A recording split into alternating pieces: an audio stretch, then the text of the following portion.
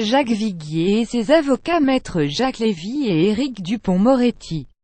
Procès en appel de Jacques Viguier au tribunal d'Albi.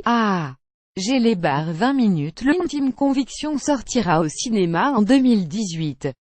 Une partie des scènes de ce thriller judiciaire a été tournée à Toulouse jusqu'à ce vendredi, la suite sera tournée à Paris. Loin de remettre en cause l'affaire Viguier, ce long-métrage s'intéresse au doute et à la quête de vérité. Un thriller judiciaire sur le doute et l'intime conviction qu'ont les protagonistes d'un procès.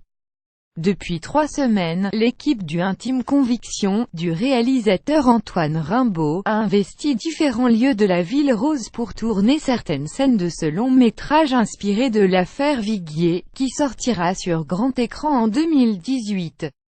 Quête de vérité. Prairie des Filtres, Palais de Justice, Pont-Neuf ou Grand Hôtel de l'Opéra, la moitié des scènes du a été tournée à Toulouse jusqu'à ce vendredi.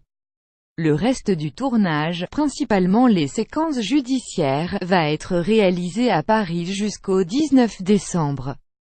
Les briques de la Ville Rose ont ainsi servi de décor au personnage principal du injuré du premier procès aux assises de Jacques Viguier, accusé du meurtre de sa femme Suzanne disparue en 2000. Le professeur de droit toulousain a été acquitté 2 fois dans cette affaire.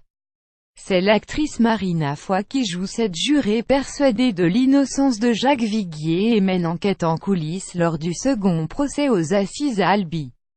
Plus grand que à lire aussi. Jacques Viguier espère un avenir plutôt rose, en compagnie de ses 3 enfants. Cette jurée vit mal que le parquet fasse appel de l'acquittement est en fait une affaire personnelle, raconte Antoine Rimbaud, qui réalise premier long-métrage.